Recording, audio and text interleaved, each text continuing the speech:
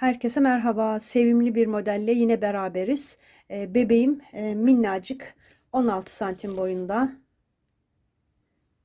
16-17 santim boyunda arkadaşlar. Kafası dönebiliyor bakın.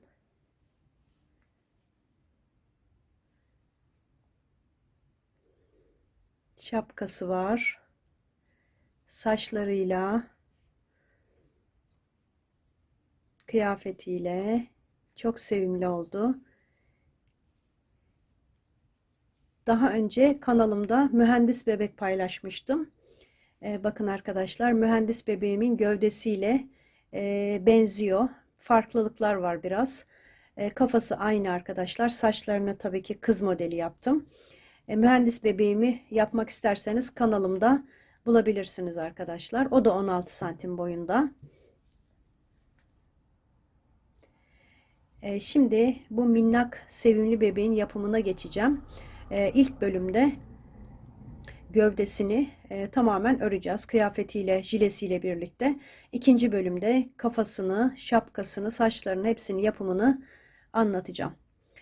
Şimdi başlamadan önce sizden kanalıma abone olup yorum ve beğeni yaparak destek vermenizi bekliyorum arkadaşlar. Bebeğimin yapımına geçebiliriz. İp olarak elinizdeki ipleri kullanabilirsiniz. Böyle renkli ipler arkadaşlar. Ben pembe ve mavi butonları kullanacağım. Alize Cotton Gold bunlar da. Hepsi Alize Cotton Gold iplerimin.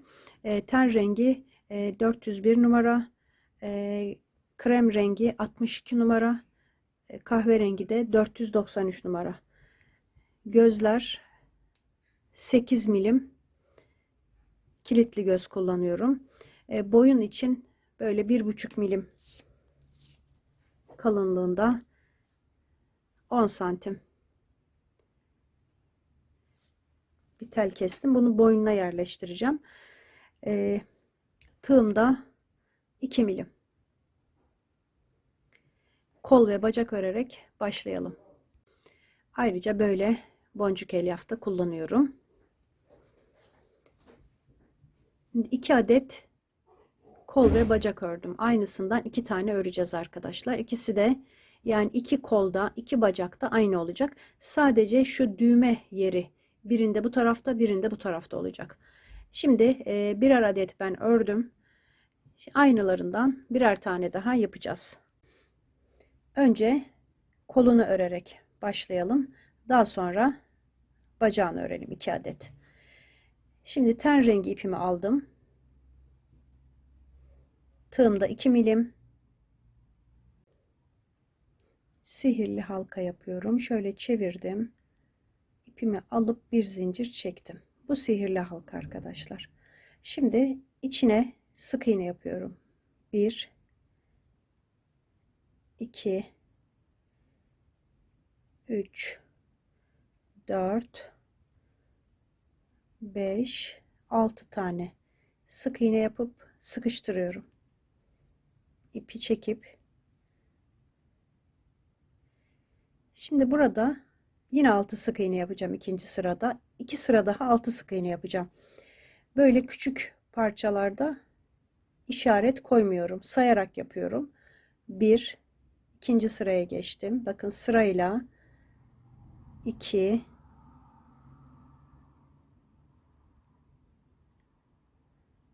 3 şöyle çevirin. Daha sonra sihirli halkayı biraz daha sıkıştıracağım. 3 oldu. 4 5 bir tane daha 6 2 sıra oldu. Şimdi bir sıra daha yapacağım.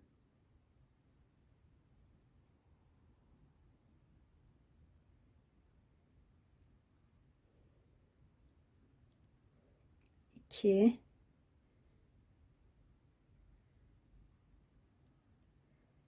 üç, dört,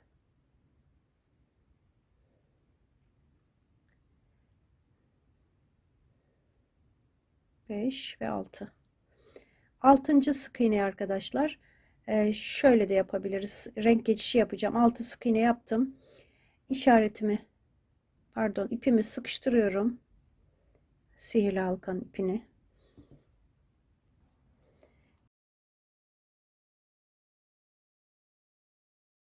Şimdi krem rengi ipimi alıyorum.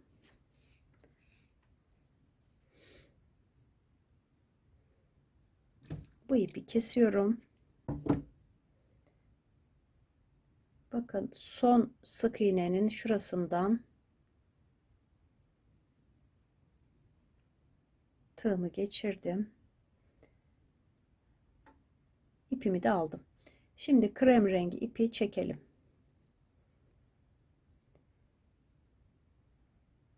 Şimdi bu sırada her birine çift yapacağım. 4. sıradayım. Her birine çift yapıyorum. Birinci çifti yaptım. İkinci çifti.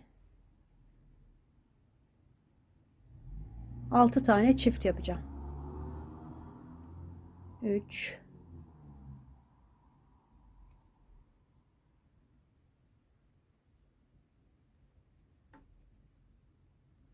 4 5. ve 6.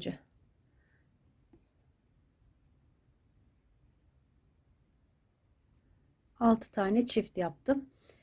Bu iki ipi sıkıştırarak düğüm atacağım.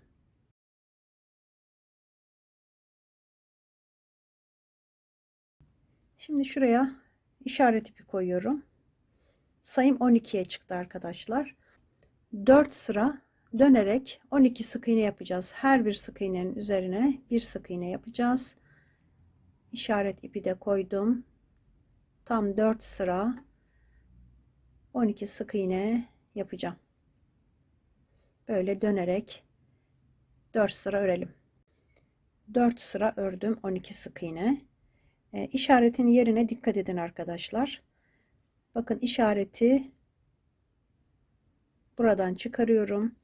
Yani işaretin olduğu yere kadar örüyorum. Şimdi bu çıkardığım sık iğne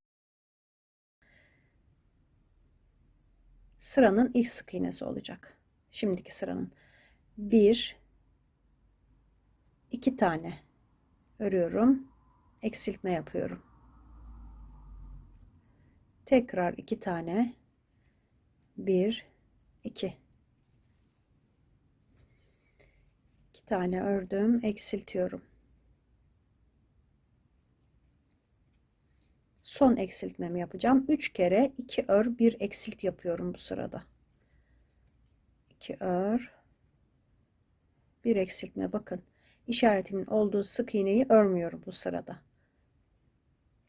Oraya kadar örüyorum. Eksiltme ile bitirdim. Şimdi işaretimi çıkarıyorum buradan. Az bir miktar elyaf yerleştireceğiz buraya. Hem bluzu hem kolu olacak bu kısım. Sadece bu kalın olan yere elyaf yerleştirsek yeterli arkadaşlar.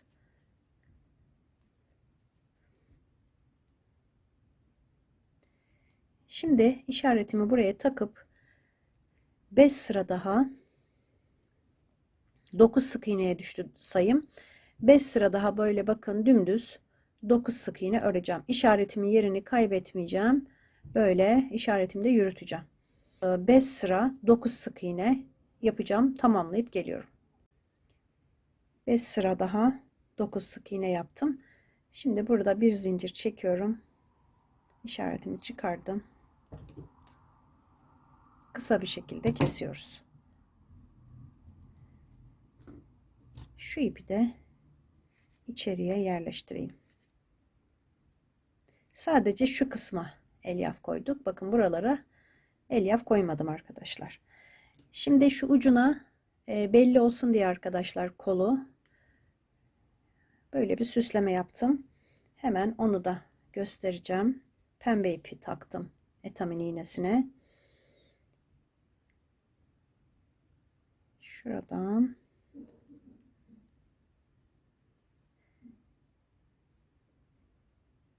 ilk sıranın dibine batıyorum.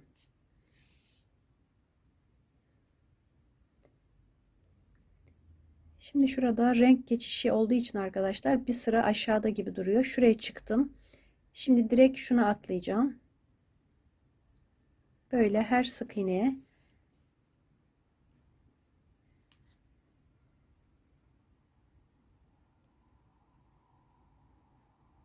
geri batıp bir sık iğne ileri, geri, ileri. İğne ardı deniyor bu tekniğe.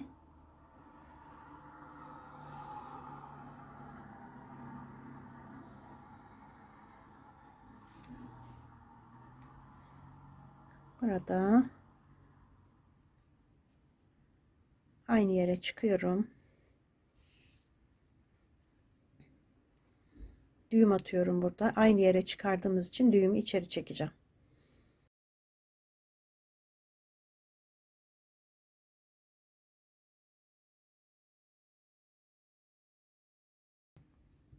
İki kolumuz da hazır. Şimdi bacak öreceğiz. 2 adet aynısından öreceğim. Pembe ipimi alıyorum bacak için.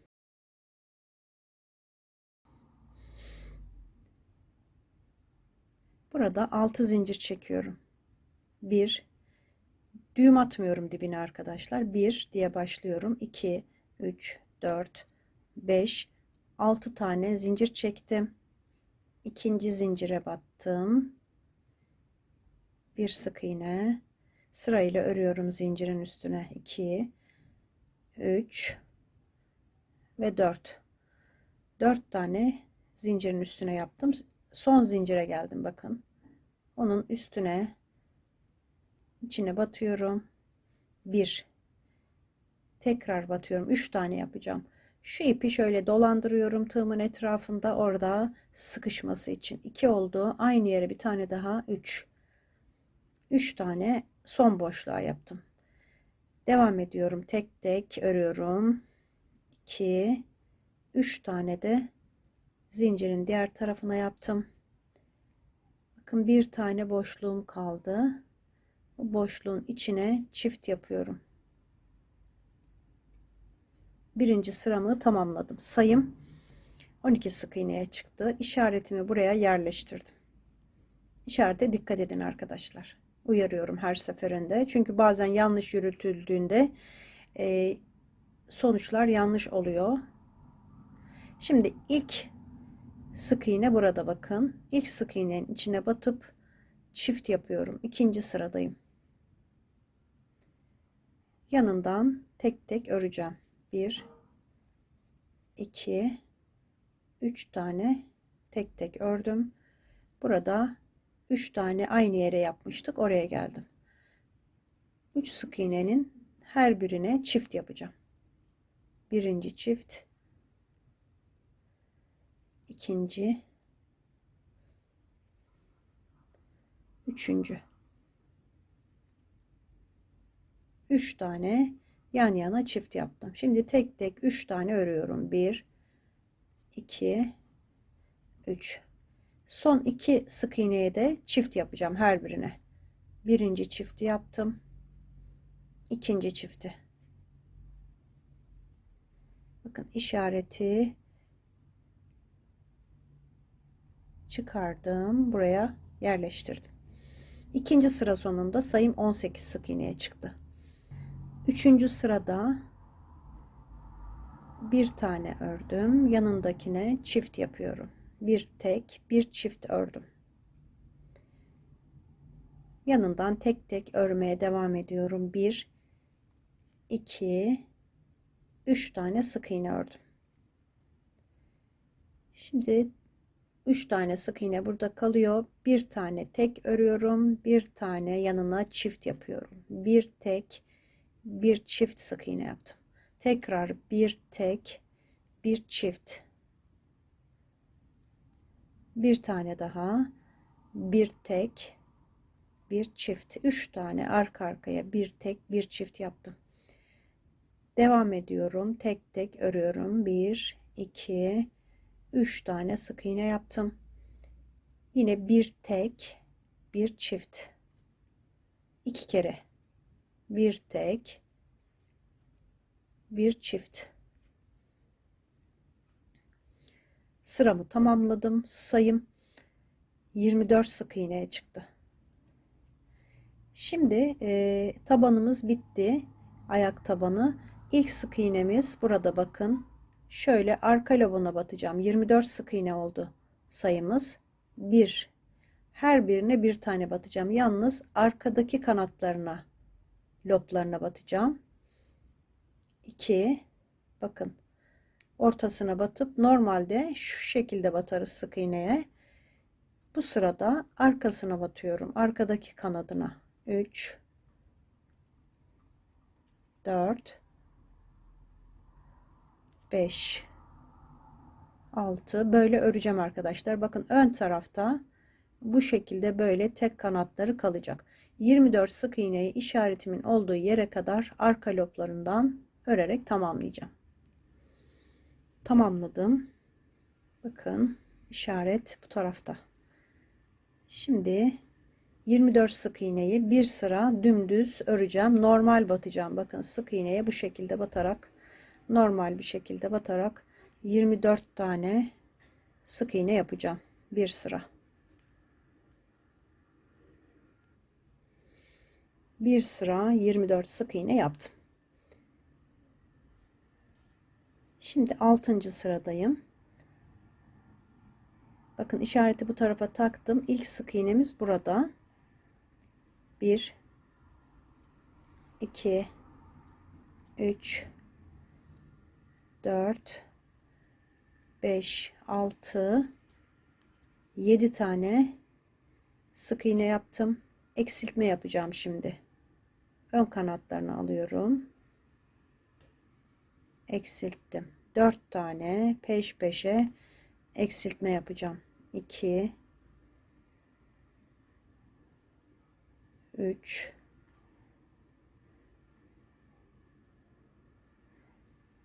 4. Hemen yanından devam ediyorum. 1, 2, 3, 4, 5, 6, 7. Son 2 sık iğneyi eksilterek sıramı tamamladım. Sayım 19 sık iğneye düştü. Burada tarifi, kalıbı, sayıları yazıyorum arkadaşlar.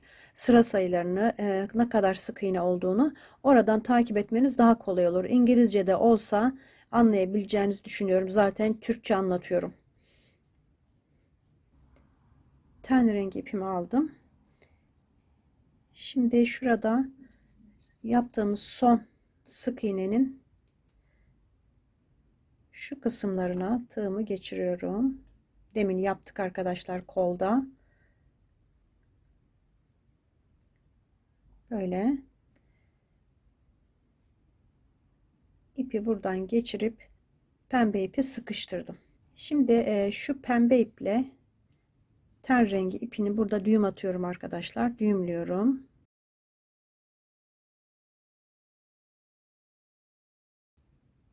Şimdi pembe ipi ön tarafa alacağım.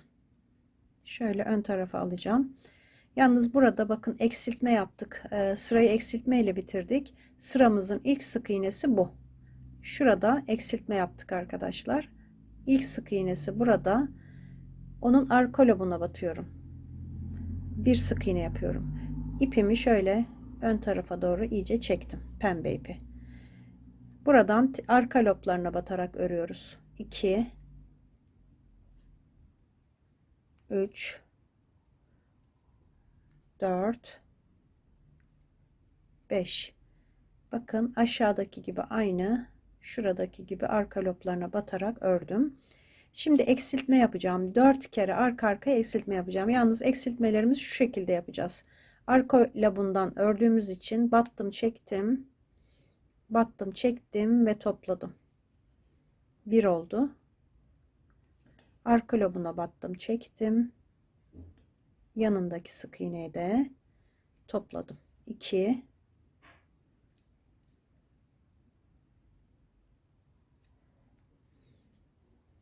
üçüncü eksiltmem, dördüncü eksiltmem. 4 kere eksiltme yaptım. Şimdi yanından hemen sıradan devam ediyorum. Sıradaki sık iğnenin arka lobuna batarak 3, 4, burada 2 tane sık iğnem var. 5 ve 6. İşaretim burada olacak arkadaşlar. Pembe ip zaten burada durduğu için şimdilik işaret takmıyorum. Sayımız 15 sık iğneye düştü. Şimdi bu sırada da 5 tane örüyorum. Ki normal batıyoruz artık. 3, 4, 5 tane tek tek ördüm. Şimdi eksiltme yapacağım. Ön halkalarını alıyorum. Burada normal battığımız için bir tane eksiltme yaptım. Şimdi bir tane daha yapacağım. Şu 2 sık iğneyi bakın yan yana ön halkalarından alıp eksilttim. Yine burada 6 tane sık iğnem var. 2, 3, 4, 5, 6. Şimdi buraya elyaf yerleştirelim.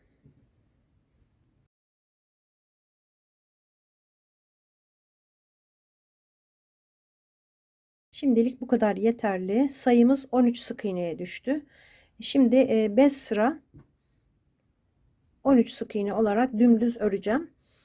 Burası biraz yükseldikten sonra 5 sıra ördükten sonra bu bantı göstereceğim arkadaşlar. Şu süslemeyi göstereceğim. Şimdi 5 sıra dümdüz 13 sık iğne yapıp geliyorum. 5 sıra dümdüz ördüm. Şimdi buraya elyaf yerleştirelim ki ayağımızın formu iyice belirmiş olsun.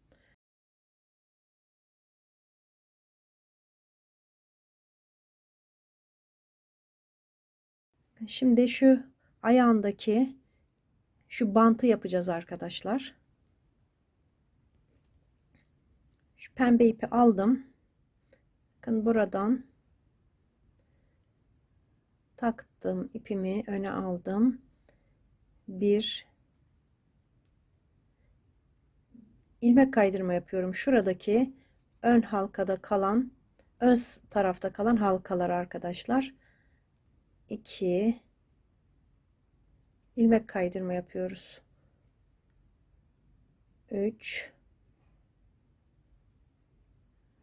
4, 5 sayıyoruz böyle.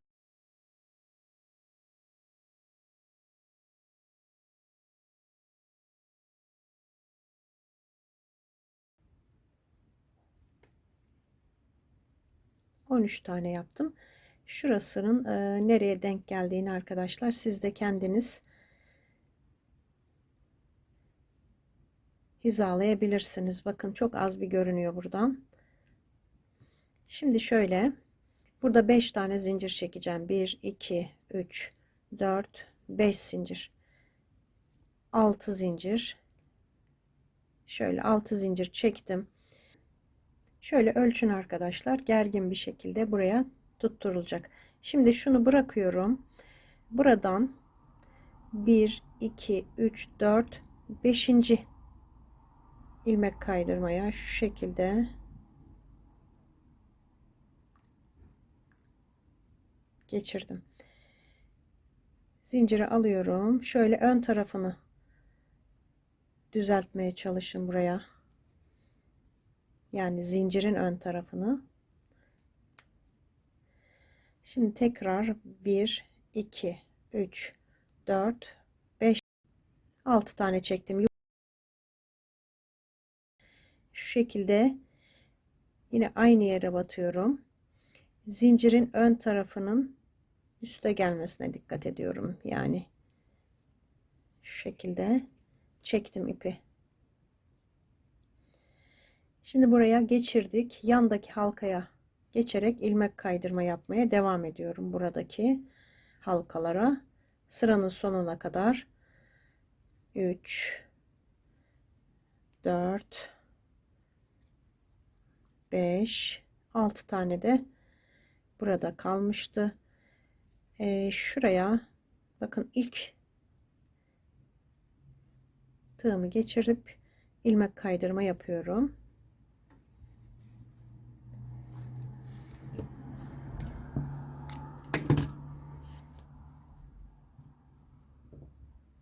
İğne takacağım. Bakın burada ilk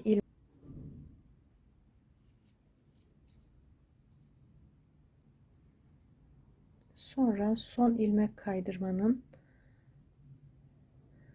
ortasına batıp içeri çekeceğim arkadaşlar.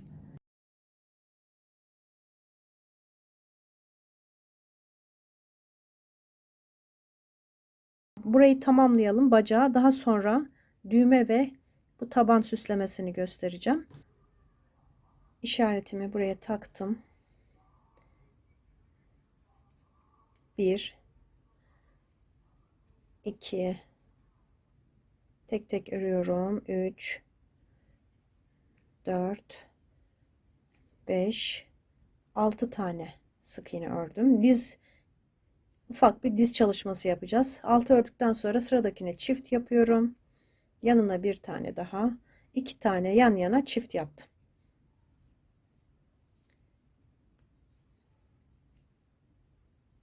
Tam ortaya gelecek arkadaşlar, şuraya. Sonra sıra sonuna kadar tek tek 5 sık iğnemi öreceğim.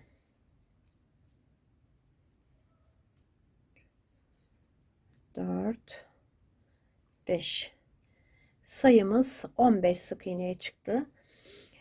Şimdi 15 sık iğneyi arkadaşlar dümdüz, böyle dümdüz, aynı burada olduğu gibi 4 sıra daha öreceğim. Bakın, arttırmadan sonra 1 2 3 4 sıra daha böyle öreceğim. İşaretimi, yerini kaybetmeyeceğim arkadaşlar. İşareti yürüteceğim yani. Her sırada buradan alıp başa takıyoruz. 4 sıra daha 15 sık iğne yapıp geliyorum. 4 sıra daha arttırmadan sonra ördüm. Şimdi burada işaretimi çıkarıyorum. 2 tane daha sık iğne örüp bir zincir çekip ipimi kesiyorum.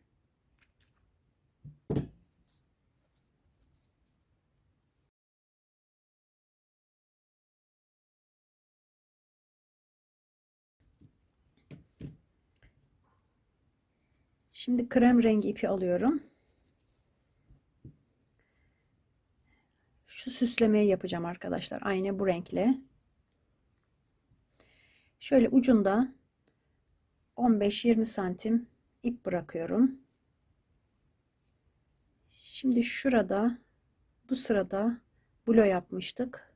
Tek kanatları kalmıştı arkadaşlar. Şöyle orta bir yerden, şurası sıra başı arkadaşlar. Biraz gerisinden yapalım.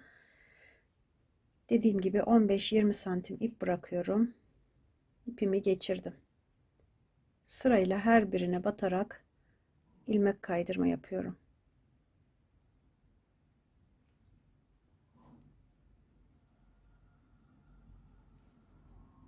Burada 24 tane sık iğne vardı.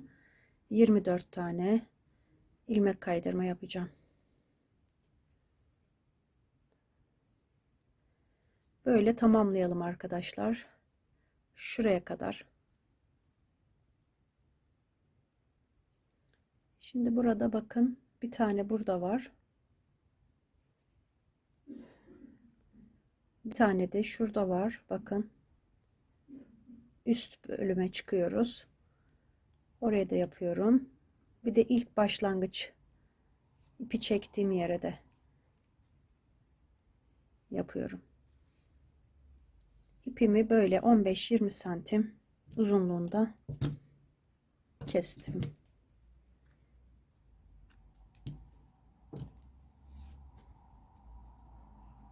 Şimdi iğne takacağım.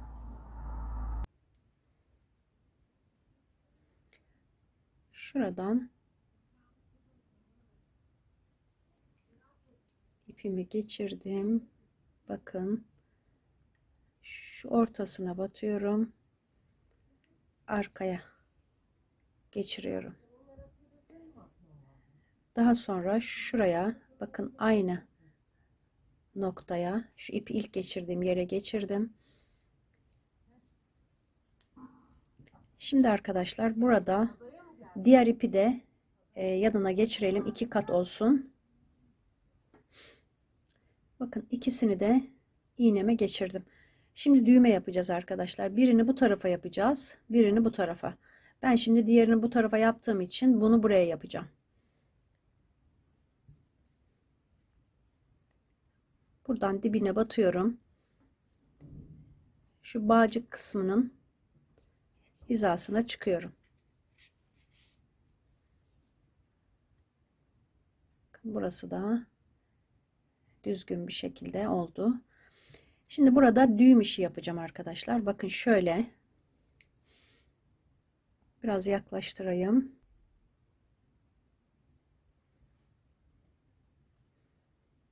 Bakın ipimi şöyle, iğnemi tutuyorum. Önce altından geçiriyorum. Sonra üstünden dolayıp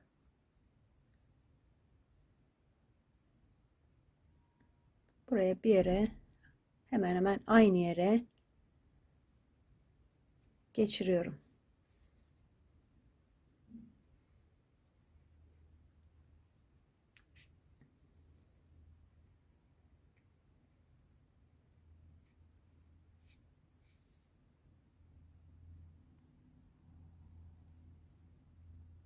Bu şekilde düğme görüntüsü vermiş olduk. Diğerini de bu tarafa yapabilirsiniz, diğer bacağında. Şimdi buradan şöyle çıkıyorum.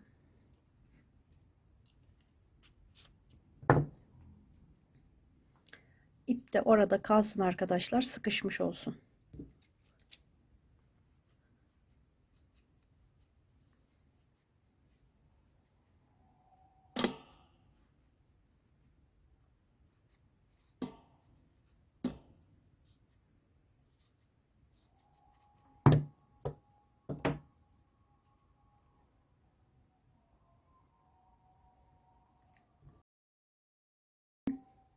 İki bacağımız da hazır.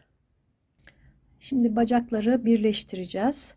Bu sağ bacak, bu sol bacak. Düğmelerinden belli arkadaşlar. Düğmenin biri bu tarafta, biri bu tarafta olduğu için bu sağ bacak, bu da sol bacak oldu. Şimdi sağ bacağı alıyorum.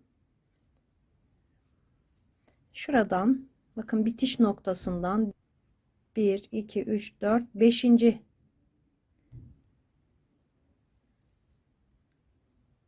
sık iğneye ipimi bağlayacağım.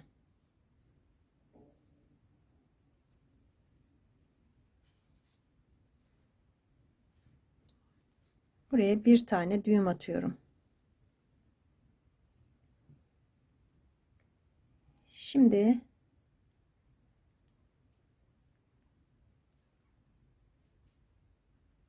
aynı yere batıp ipimi çıkardım. Burada 1, 2, 3 tane zincir çektim. Diğer bacağı alıyorum. Onun da bitiş noktasından 2, 4, 5. sık iğneye tığımı geçirip ilmek kaydırma yapıyorum. Bir tane zincir çekip aynı yere batıyorum. Bakın, ilmek kaydırma yaptığım yere batıyorum. Buradan öreceğim. 1, 2, 3, 4, 5. Şimdi şu duruşuna bakalım. Ayakların Biraz içe bakmasını istiyorum şu şekilde.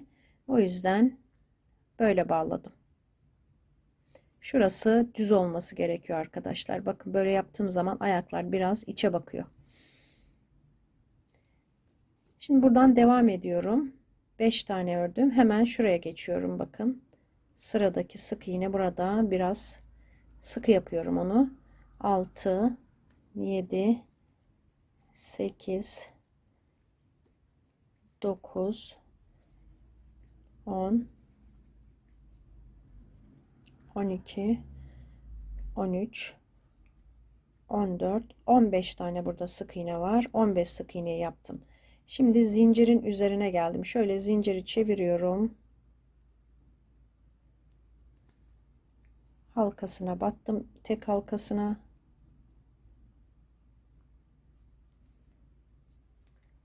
Bir tane sık iğne, yanındakine de 3 tane sık iğne yaptım.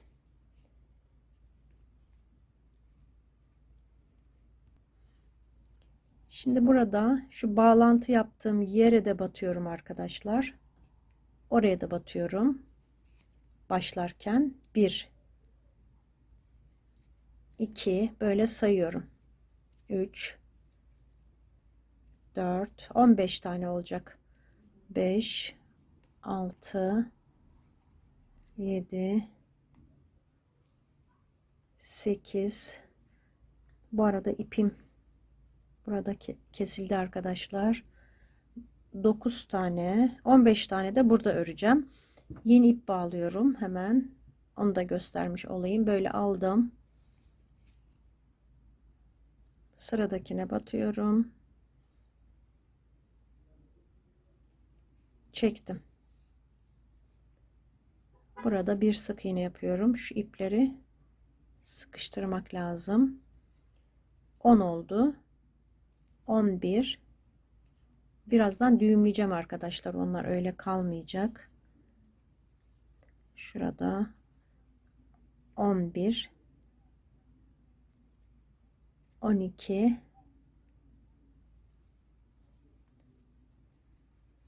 13 14 15 tane sık iğne yaptım. Şimdi zincire geldim bakın. Zincirin üstüne de diğer tarafına 3 tane yapıyorum. 1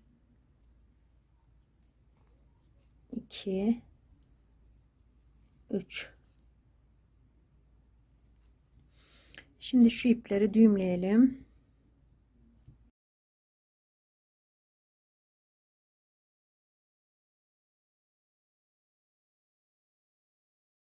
Bakın ayaklarımız birleşti.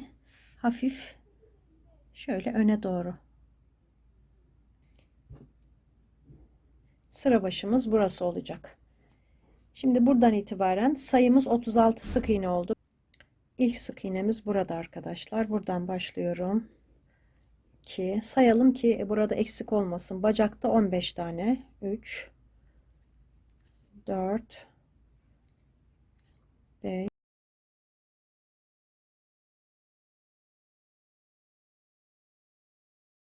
14 15. Bakın burada 15 tane. Zincirin üzerinde de 3 tane. 3 tane 15 tane ve 3 tane toplam 36 tane sık iğneyi arkadaşlar ikinci sırayı öreceğim. 2 3 4 5 6 yani 5 sıra daha krem rengi ipimle öreceğim. Bir sıra örmüştük, toplam 6 sıra olacak krem rengi ile. 5 sıra daha 36 sık iğne yaptım. Şimdi bu sırada 7. sıradayım. Gövdeden itibaren 1 2 tane ördüm. Eksiltme yapıyorum.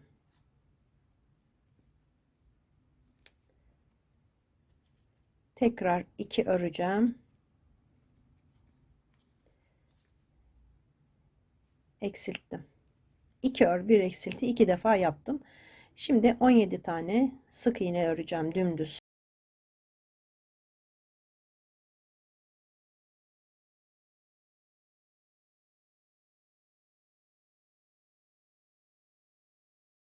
17 tane ördüm tek tek. Şimdi eksiltme yapıyorum. 2 tane sık iğne örüyorum. 1 2 eksiltiyorum. 2 tane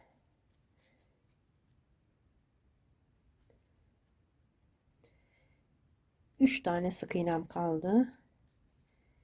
2 3 sayım 32 sık iğneye düştü. Şimdi bir sıra 32 sık iğne dümdüz öreceğim. 8. sırada bir sıra 32 sık iğne yapalım.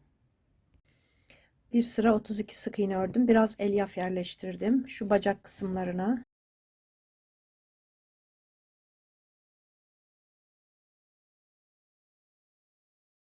Şimdi bu sırada da eksiltme yapacağım.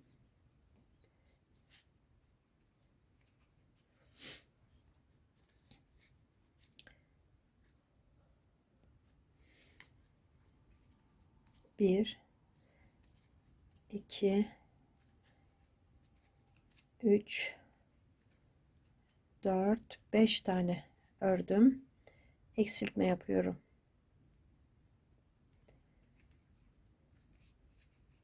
Şimdi ön tarafta 15 tane sık iğne yapacağım.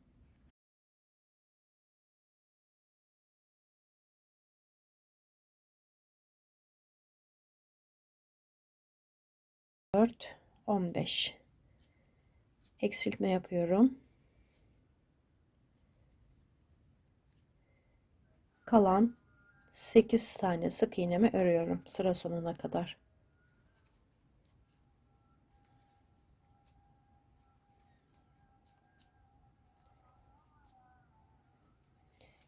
Yedi, 8. Sayım 30 sık iğneye düştü. Şimdi yine eksilteceğim. 4 tane öreceğim. 1 2 3 4 ördüm. Eksilttim. Şimdi yine 15 tane sık iğne örüyorum.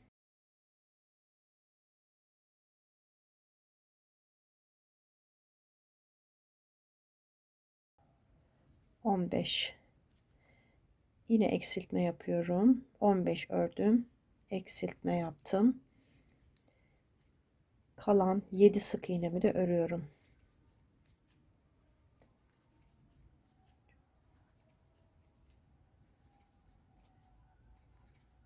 6 7. Sayım 28 sık iğneye düştü. Şimdi 3 sıra 28 sık iğne yapacağım.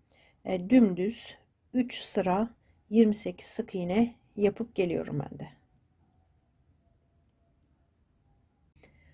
3 sıra 28 sık iğne yaptım. Şimdi bu sırada kolları ekleyeceğiz gövdeye. İlk başta buradan 6 tane sık iğne örüyorum. 2 3 4 5 6. Kolun birini alıyorum arkadaşlar. Herhangi birini alabiliriz. Şimdi kolun bitiş noktası burası, bakın arkadaşlar. Bitiş noktasından 1 2 geriye doğru 3. sık iğneye batacağım. Şuradan bakın 1 2 3. sık iğneye battım. Gövdedeki sıradaki sık iğneye batıyorum. Birlikte bir sık iğne yaptım. Şimdi koldaki sıradaki sık iğneye batıyorum. Gövdedeki sıradaki sık iğneye.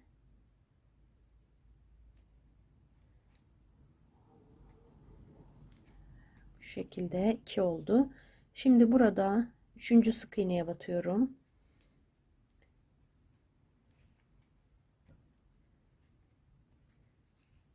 Birleştirdim karşılıklı. Şimdi burada batmadığımız sık iğneden başlayarak 10 tane sık iğne yapıyorum.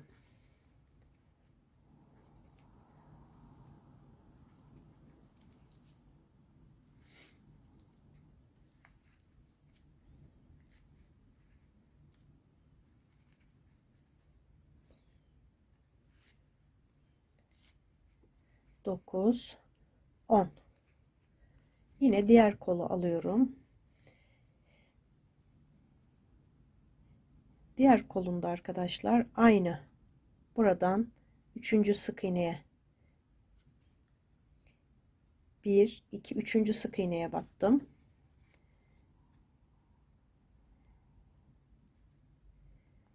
Karşılıklı gövde ile birlikte örüyorum.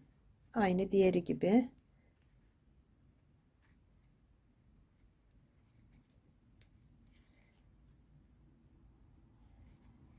Bir tane daha kaldı. 3 sık iğne ile bu kolu da birleştirdim.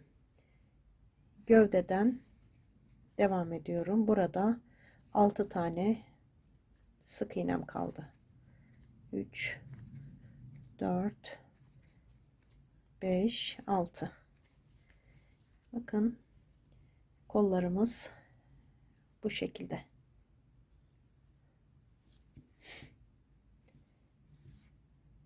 Şimdi devam ediyorum bu sırada. Sayım yine 28 bu sıra sonunda. Şimdiki sırada buradan başlıyorum. 6 tane 3, 4, 5, 6 tane sık iğne ördüm. Şimdi kolun üzerine geçiyorum. Batmadığım sık iğneden bakın şuradan başlıyorum. Burada 6 tane sık iğne var. 2, 3, 4, 5, bir tane de burada 6. 6 tane kolun üzerinden yaptım. Şimdi gövdeye geçiyorum. 1, 10 tane burada vardı.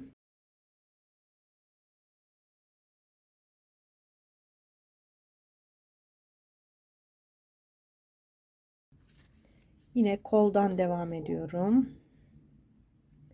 Kolun üstünde yine 6 sık iğnemiz var. Bu kolda da 2, 3,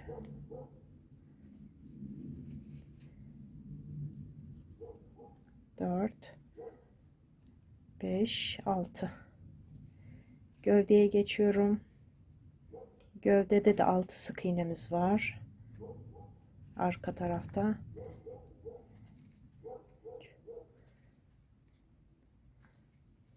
5, 6. Sıramı tamamladım. Sayım böyle 34 sık iğneye ulaştı.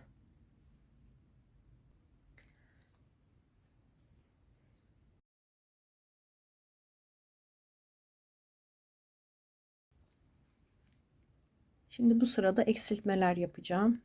1, 2 tane ördüm. Eksiltiyorum. Şimdi 3 tane yapacağım. 1, 2, 3. Eksiltme yapıyorum. Bir tane daha. Yan yana 2 tane eksiltiyorum. Bir daha söylüyorum. 2 ördüm, 1 eksilttim, 3 ördüm, 2 tane eksilttim arka arkaya. Şimdi tekrar 3 tane öreceğim. 1, 2, 3. Yine eksiltme yapıyorum. Şimdi burada 2 tane örüyorum.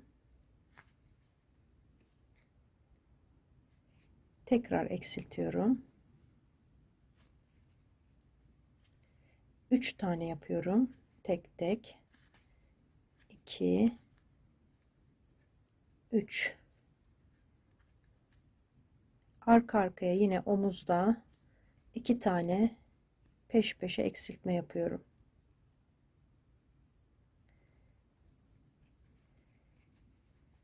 Sonra tekrar 3 tane örüyorum. 1, 2, 3. Eksiltme yaptım. Kalan 2 sık iğnemi de ördüm. Sayım 26 sık iğneye düştü.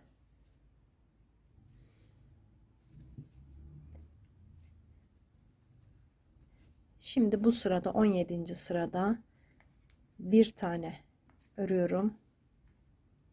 Eksiltme yaptım. Bir ör, bir eksilt şeklinde 8 kere eksiltme yapacağım. Bir ör, bir eksiltme. Bir ör, bir eksiltme. Bir ör, bir eksiltme. Böyle devam ediyorum arkadaşlar. Bir ör, bir eksiltmeyi 8 kere olacak. Sonda 2 tane sık iğnem kalacak. Bir ör, bir eksiltme, bir ör,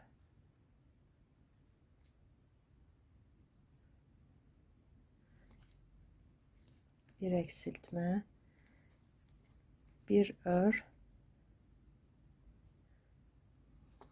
bir eksiltme. Bakın 2 tane tek tek kaldı burada. Onları da yaptım. Sayım 18 sık iğneye düştü. Şimdi biraz içine elyaf yerleştirelim.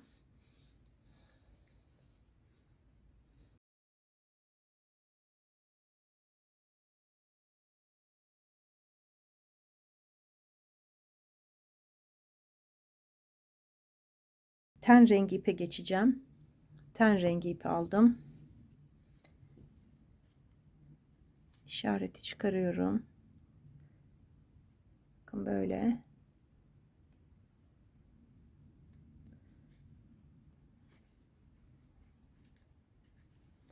Ten rengi ipimi geçirdim. Beyaz ipimi öne alıyorum. Ve şöyle çekiyorum arkadaşlar. Bakın. Çektim. Şimdi ten rengi iple arka loplarına batarak eksiltme yapacağım. 9 kere arkadaşlar. 18 sık iğnemiz var burada. 9 kere böyle bu şekilde batıp çekerek eksilteceğim. Bir daha gösteriyorum. Arka lobuna batıyorum. Battım, çektim. Yine arka lobuna sıradaki sık iğnenin battım, çektim ve topladım. Şu ten rengi ipi birazdan bağlayacağız arkadaşlar. Krem rengi ipi öne aldık. Çünkü onunla yakaya süsleme yapacağım. Şimdi devam edeceğim. 9 kere bu işlemi yapıyorum. Battım, çektim. Battım, çektim ve topladım.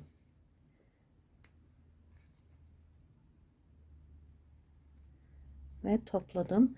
Böyle devam edeceğim. 9 kere eksiltme yapacağım buraya kadar. 9 tane eksiltme yaptım. Sayım 9'a düştü. Şimdi bunu burada bırakıyorum. Krem rengi ipi alıyorum. Şuradaki önde kalan halkalara süsleme yapacağım. Buradan 1, 2, 3 tane zincir çekiyorum. Yandaki halkaya geçip ilmek kaydırma yapıyorum. 1, 2, 3.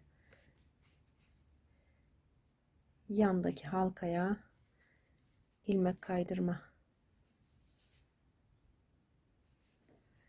Bunu böyle devam edeceğim arkadaşlar. Bütün halkalara yapacağım aynı işlemi.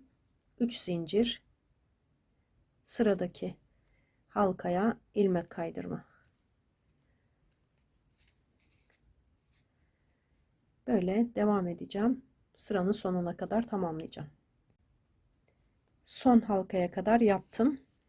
Şimdi şurada ilk halkaya ilmek kaydırma yaparak birleştiriyorum. Bir zincir çekip ipimi kestim. Onu şuradan veya buradan içeriye alıyorum. Şurada ten rengi ipimiz vardı, başlangıç ipimiz. O iple birlikte düğümlüyorum.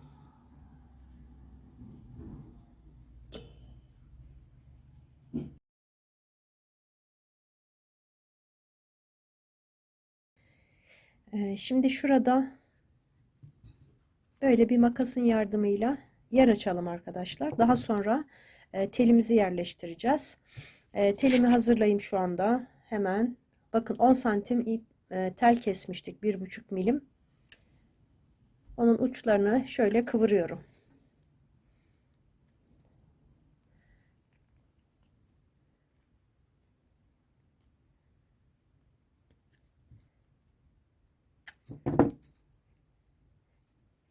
Bunu buraya ve boyuna yerleştireceğiz arkadaşlar. Eğer uzun gelirse kesebiliriz. Şimdilik böyle kalsın. Sayımız 9 sık iğneye düşmüştü. Eksiltme yapmıştık ten rengiyle. Şimdi 9 sık iğneyi 10 sıra öreceğim. Her birine bir tane batıyorum. Birinci sırayı örüyorum ben. 4 5 6 7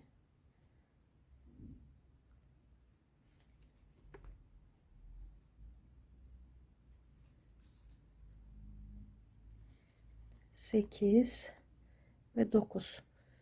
Şimdi böyle dönerek uzatacağız. Boyun kısmını 9 sıra daha öreceğim. Bir sıra ördüm ben. Toplam 10 sıra olmuş olacak eksiltmeden sonra. Şimdi 9 sıra daha örüp uzatıp geleceğim. Daha sonra telini yerleştireceğiz. 9 sıra daha ördüm. Eksiltmeden sonra 10 sıra oldu arkadaşlar. Teli yerleştireceğim. Yalnız telim sanki biraz uzun gelecek arkadaşlar. Bakın. Şöyle tam buraya dayandığı zaman uzun gelecek. Şu kıvırdığım kısmı keseceğim.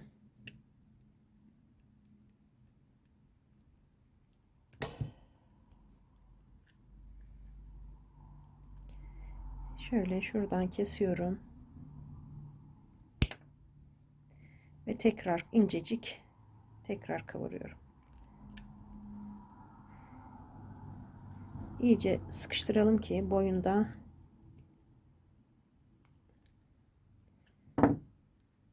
fazlalık oluşturmasın. Şimdi şöyle bunu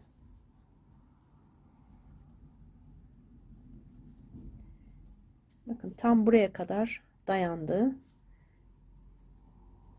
Böyle tam oldu arkadaşlar. Şimdi bir sıra daha yapıp bitireceğim. Eksiltme yapacağım. 4 tane eksiltme yapacağım. Şöyle yapabiliriz eksiltmeleri daha kolay olsun. Battım, çektim. Yandakine battım, çektim. Veya böyle arkadaşlar toplayabilirsiniz. Ya da atlayarak da yapabilirsiniz. Şöyle bir tanesini atladım, yanındakine battım.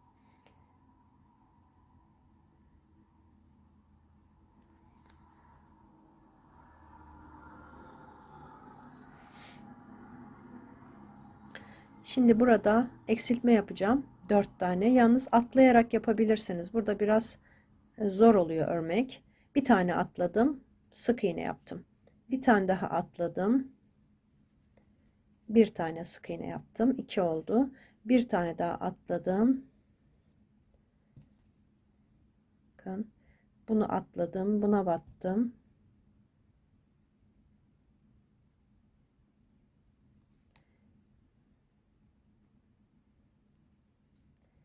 4 oldu. Şimdi burada bir tane sık iğne öreceğim. Ve ipimi keseceğim.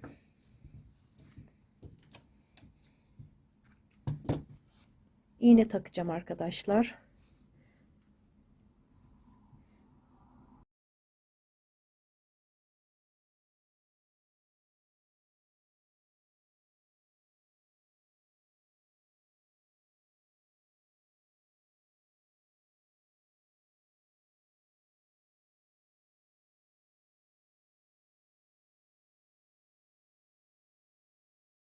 İçeriye aldım.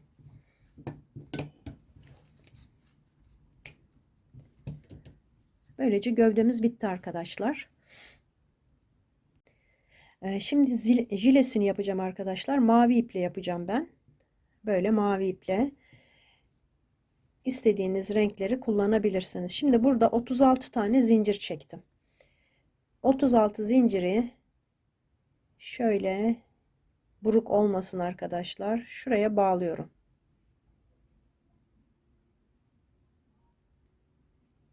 İlmek kaydırma yapıyorum. Bir tane zincir çektim. Şuradan başladım, sık iğne yapıyorum. Her zincire bir tane sık iğne yapacağım. 2, bu ipi her sırada yukarı alacağım arkadaşlar. 3, 4, bu şekilde 36 tane sık iğne yapacağım. Böyle döneceğim buraya kadar. 35 tane yaptım. Bakın sonuncu zincirim burada. 36 tane sık iğne yaptım. Şimdi ilk sık iğnenin içine bağlantı yapıyorum. Bir zincir çektim. Aynı yere batıp şu ipi arkadaşlar bakın her sırada böyle üste alacağım. 36 sık iğneyi bir sıra daha dümdüz örelim. Böyle örelim arkadaşlar, bir sıra daha. 36 sık iğneyi bir sıra daha yaptım. Yine ilmek kaydırma ile birleştiriyorum. Bir tane zincir çekip aynı yere batıyorum. 1, 2, 3, 4 tane ördüm. Şimdi sıradakine çift yapıyorum. 4 tek bir çift. Şimdi 8 tane öreceğim. 1, 2, 3, 4, 5, 6, 7, 8. 8 tane ördüm. Yine çift yapıyorum. Bu 8 bir arttırı. Toplam 3 kere yapacağız. 2 kere daha yapacağım. 1, 2, 3, 4, 5, 7, 8 bir arttır. Tekrar 8 tane tek tek örüyorum. 2, 3, 4, 5, 6, 7, 8 tane ördüm. Çift yapıyorum.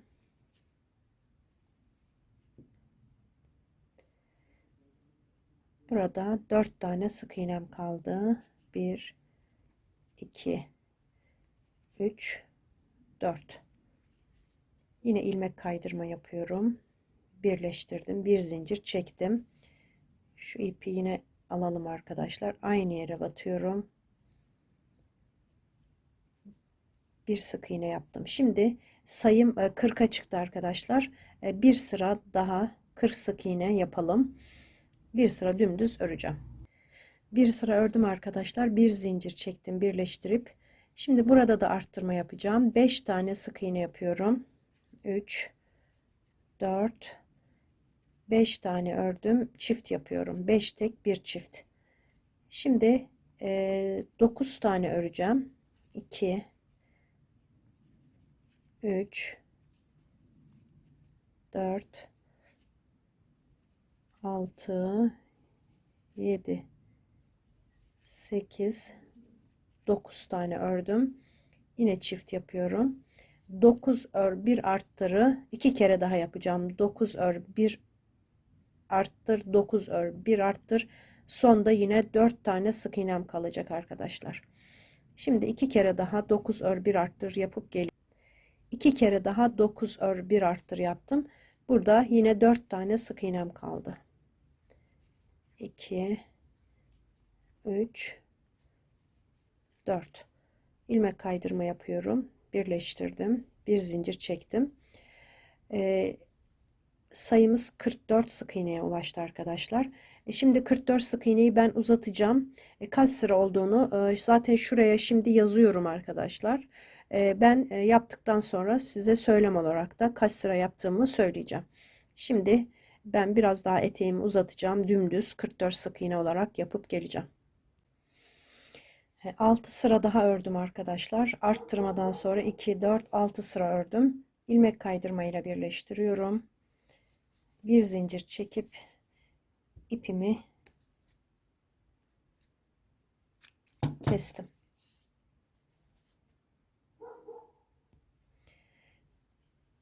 Şimdi arkadaşlar robalarını yapacağım ön ve arkada. Şuradan birleştirme yerinden sayıyorum. Bakın bu tarafa doğru 2, 4, 6, 8, 10 tane saydım. 11. tığımı geçiriyorum zincirin diğer tarafına. İpimi buraya bağlıyorum. Burada bir zincir çekip bu ipi de yürüteceğim alttan. Aynı yere batıyorum. Bir tane sık iğne yaptım. Buradan devam ediyorum. 2 3 4 5 6 tane ördüm. Artık ipi bırakıyorum. Şimdi burada eksiltme yapacağım. Üçlü eksiltme. Bir tanesine battım, çektim. Yanındakine battım, çektim. Şöyle yarısını topladım. Tekrar yanındakine battım. Bakın böyle ve topladım. Üçlü eksiltme yaptım. Şimdi sırası devam ediyorum hemen yanındaki sık iğneden. Yine 6 tane sık iğne öreceğim. 3 4 5 6 bir tane zincir çektim, döndüm. Aynı yere hemen batıyorum. Burada 13 tane sık iğne var. 2 3 4 5 6 7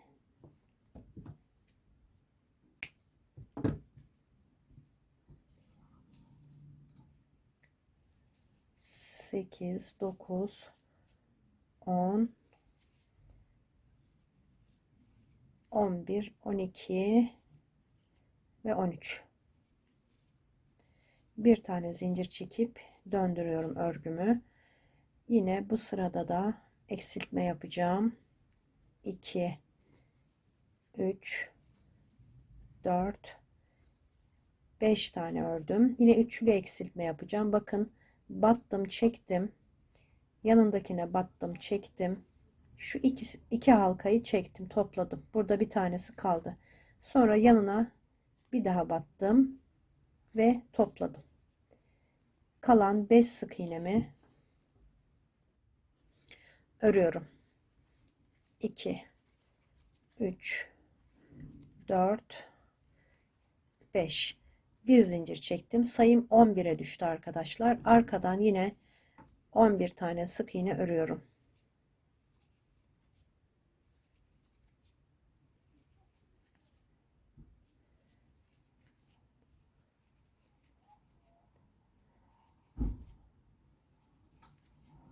On, 11. Bir tane zincir çektim. Döndüm. Şimdi 1 2, 3, 4 tane tek tek ördüm. Yine burada eksiltme yapacağım. Üçlü eksiltme. Battım, çektim, ikisini topladım. Yanındakine bir daha battım ve 3 halkayı birden topladım. Kalan 4 sık iğnemi de örüyorum. Bir zincir çekip döndüm. Burada 9 tane sık iğnem kaldı. Bir sıra 9 sık iğne örüyorum.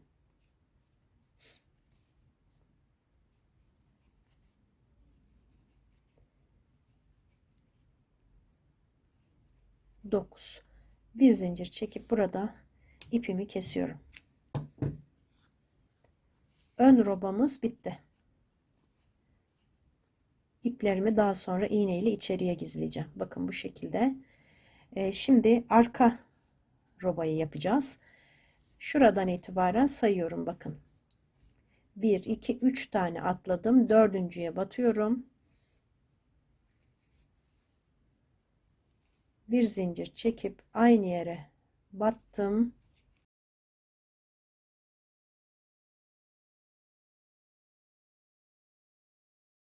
Burada yine 2, 3 gösteriyorum bunu da.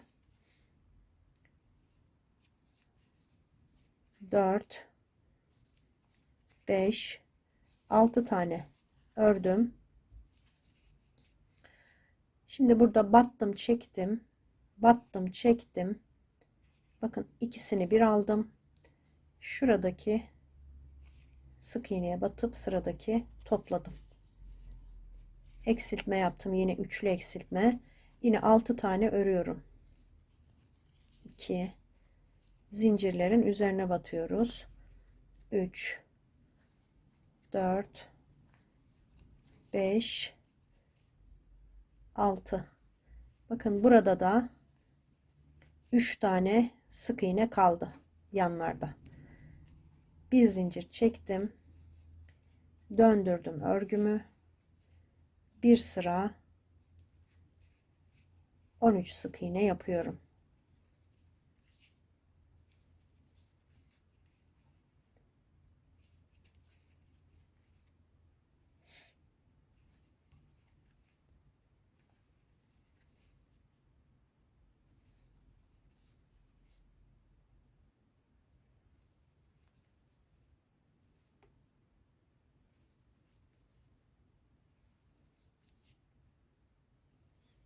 On iki, 13. Bir zincir çekip döndürdüm. Yine aynı ön tarafta olduğu gibi eksiltmelere devam ediyorum. 5 tane sık iğne öreceğim. 4, 5. Yine üçlü eksiltme. Battım, çektim. İkisini topladım. Bir daha battım, çektim. Bu kez 3 tane halkayı birlikte aldım.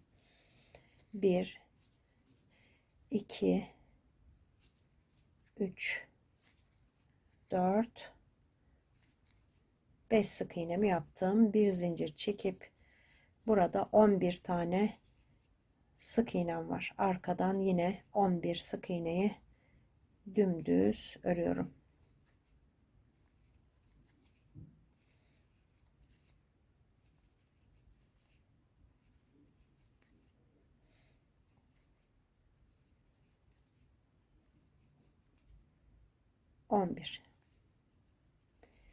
Bir zincir çekip yine ön tarafa geldim. Yine eksiltme yapacağım. 1, 2, 3, 4. Üçlü eksiltme. Battım, çektim. Yanındakine battım ve topladım. 1, 2, 3, 4 tane sık iğne yaptım. Bir zincir çekip döndüm. Burada 9 tane sık iğnem kaldı.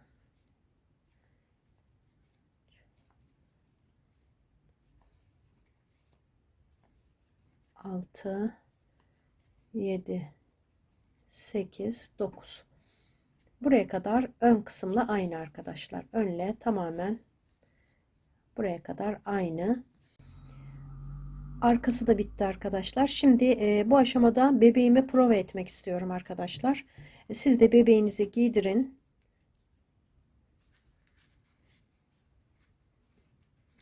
Şu şekilde.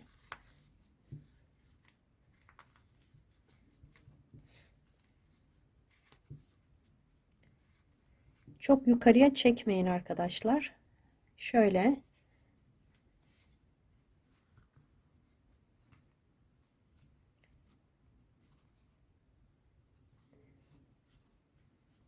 Şimdi burada askılarının boyunu üzerinde ayarlamak istiyorum. Şimdi burada zincir çekeceğim.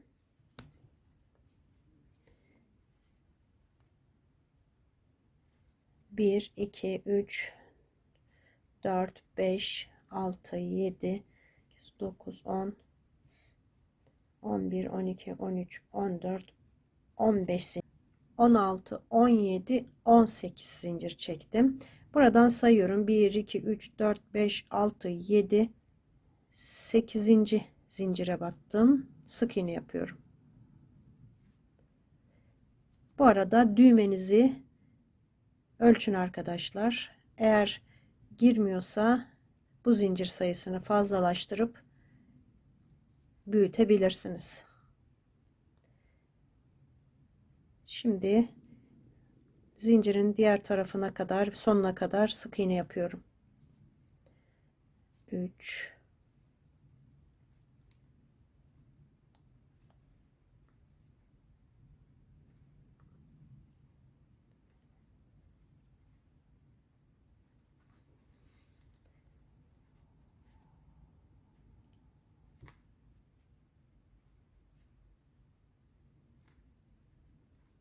10, 11 tane sık iğne yaptım. Şuraya ikinci sık iğneye ilmek kaydırma yapıyorum. Böyle devam ediyorum arkadaşlar. İlmek kaydırma 2, 3, 4, 5, 6, 7 tane yaptım. Burada yine 18 tane zincir çekeceğim. Aynı bu şekilde askımı yapacağım. Buraya yapıp arkadaşlar aynı bunun gibi bakın böyle. Şuraya da düğmemi dikeceğim. İkisini de bitireceğim arkadaşlar. Daha sonra süsleme yapacağım biraz. Onları da göstereceğim. Elbisemi süsledim biraz. Şimdi size göstereceğim şu cebi nasıl yaptığımı. Bakın buradan şimdi göstereceğim. İğne ardı tekniğiyle şuradan şöyle yaptım, düğmelerini dikmeden arkadaşlar. Sonra cebini yaptım. Şimdi cebini nasıl yaptığımı göstereceğim. Şuradan 1, 2, 3. sık iğnenin yanına işaretimi, ipimi geçirdim. Şöyle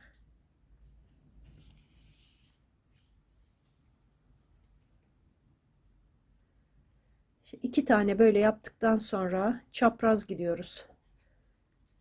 Bakın çapraz. Şöyle değil. Çapraz gidiyoruz.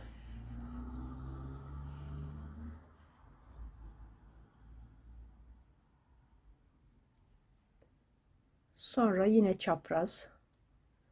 3 tane çapraz şekilde ilerleyeceğiz.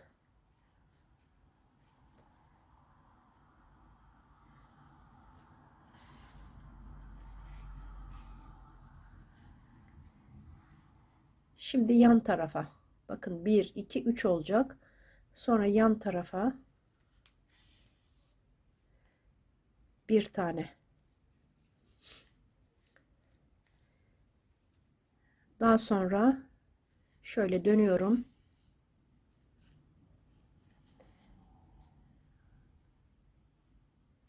Şurada ip ayrıldı arkadaşlar. Ondan böyle durdu. Şöyle şimdi bir alt sıraya geçiyorum. Oraya da bir tane düz yapacağım. Sonra çapraz ilerleyeceğim yine. Bakın böyle. Birinci,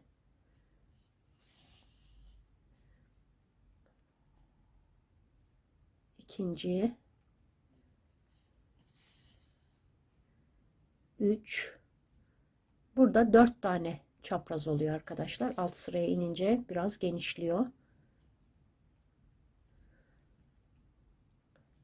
Sonra üste çıkıyorum. Düz yapacağım. Bakın burada 1, 2. Şurası düz. Çapraz 4 tane.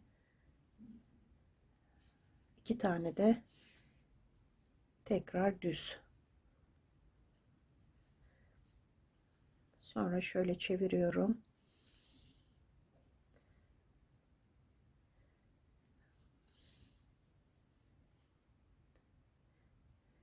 Burası boş bırakmışım arkadaşlar. Şuraya geçiyorum.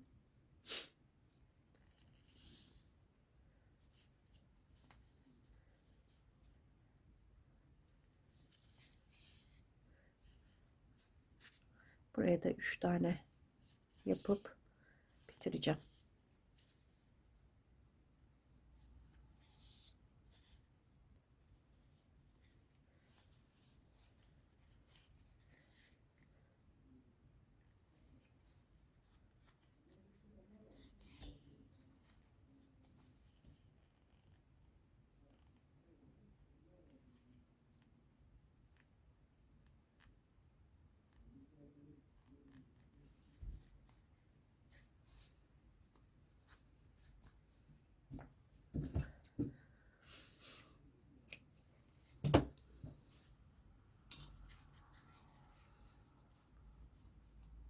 Bakın jilemiz çok sevimli oldu.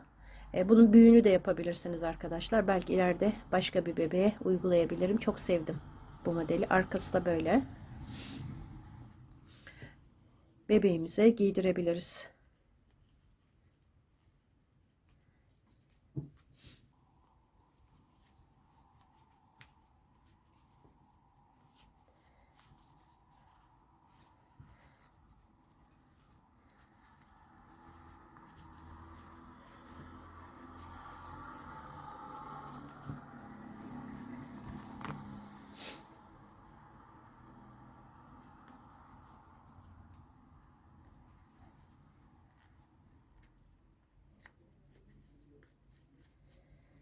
Bakın arkadaşlar, çok sevimli bir model oldu.